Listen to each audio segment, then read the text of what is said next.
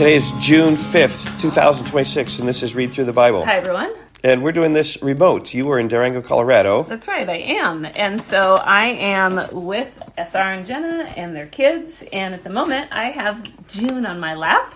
She's 2 years old, and we'll see if she stays quiet. I don't know, but she's coloring right now. And I'm helping them with painting their new house and just loving being here. Yeah, great. Okay, so today we are reading Isaiah 23 and 24. And since Isaiah chapter 13, we have been reading about God's judgments upon all these nations. We've been reading about judgments against Babylon, Assyria, and Philistia, and Moab, and Damascus, and Egypt, the Cush, and Egypt, and the wilderness of the sea, and Duma, and Arabia, and the Valley of Vision, and now we get to Tyre, and then we get to 24. It's going to be like the whole earth. Okay, so let's just start reading here. Isaiah chapter 23. The ESV heading says, an oracle concerning Tyre and Sidon. The oracle concerning Tyre. Wail, O ships of Tarshish, for Tyre is laid waste without house or harbor. From the land of Cyprus it is revealed to them, be still, O inhabitants of the coast. The merchants of Sidon who crossed the sea have filled you, and on many waters your revenue was the grain of Shihor, the harvest of the Nile. You were the merchant of the nations. Be ashamed, O Sidon, for the sea has spoken, the stronghold of the sea, saying, I have neither labored nor given birth, I have neither reared young men nor brought up young women. When the report comes to Egypt, they will be in anguish over the report about Tyre. There's the idea of Tyre is so wicked, this sea city, that even when it comes about to Egypt, which is a wicked nation, they're going to be aghast at how terrible Tyre was. Cross over to Tarshish. Wail, O inhabitants of the coast. Is this your exultant city, whose origin is from days of old, whose feet carried her to settle far away? Who has purposed this against Tyre, the bestower of crowns, whose merchants were princes, whose traders were the honored of the earth? The Lord of hosts has purposed it, to defile the pompous pride of all glory, to dishonor all the honored of the earth.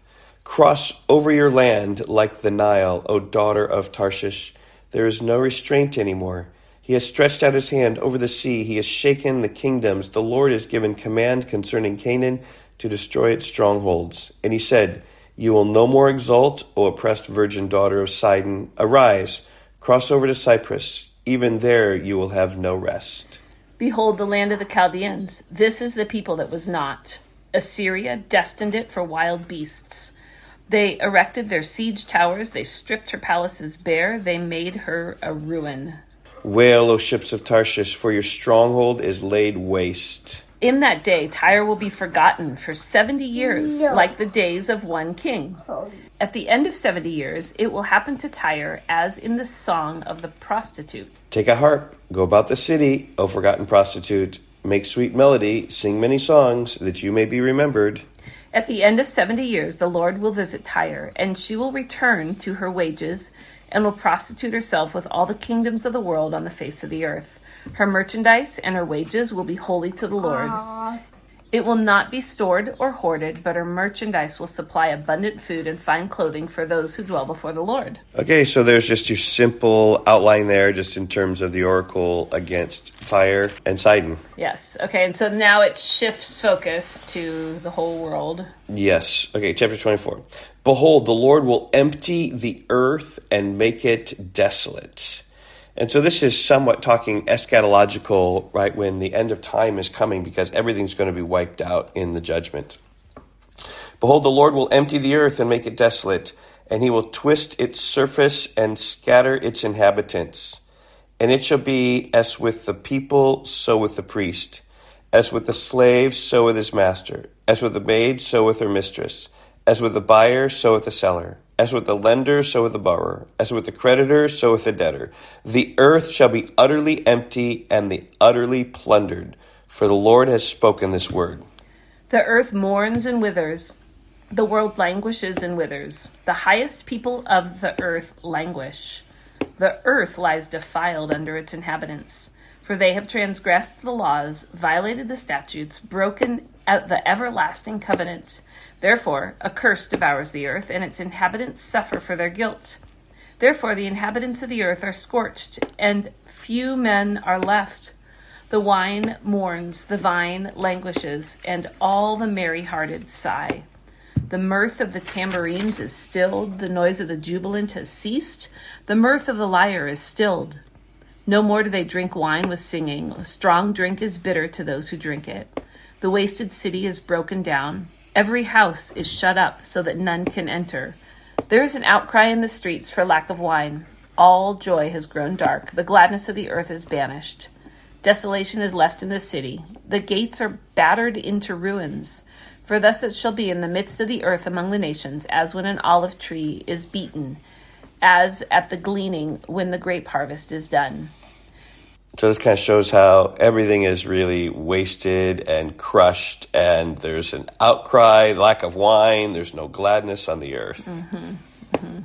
So here we come, verse 14. They lift up their voices, they sing for joy. Over the majesty of the Lord, they shout from the west. Therefore, in the east, give glory to the Lord. In the coastlands of the sea, give glory to the name of the Lord, the God of Israel. From the ends of the earth, we hear songs of praise, of glory to the righteous one. It's such a contrast compared to the section right before that of all the wailing and crying and no joy. And then here 14 and 15 and 16, it's songs of praise and joy. Yeah. From the ends of the earth, we hear songs of praise, of glory to the righteous one. But I say, I waste away, woe is me. For the traitors have betrayed with betrayal, the traitors have betrayed. Terror and the pit and the snare are upon you, O inhabitant of the earth. He who flees at the sound of the terror shall fall into the pit, and he who climbs out of the pit shall be caught in the snare. For the windows of heaven are opened, and the foundations of the earth tremble. The earth is utterly broken. The earth is split apart. The earth is violently shaken. The earth staggers like a drunken man. It sways like a hut. Its transgression lies heavy upon it, and it falls, and it will not rise again. On that day, the Lord will punish the host of heaven. In heaven, the kings of the earth on the earth. They'll be gathered together as prisoners in a pit. It will be shut up in a prison, and after many days they will be punished. Then the moon will be confounded, and the sun ashamed, for the Lord of hosts reigns on Mount Zion and in Jerusalem, and his glory will be before his elders. So there we see language of the end. When the moon's confounded and the sun is ashamed, that's like the moon is darkened and the sun will not give forth its light when the Lord comes and he reigns in Jerusalem. So this is kind of the end. The judgment is happening at the beginning until God sets up his reign to rule forever. And we'll hear more about that reign on Monday when we see Isaiah chapter 25. Okay. We will see you then. Bye-bye. Goodbye. Bye-bye.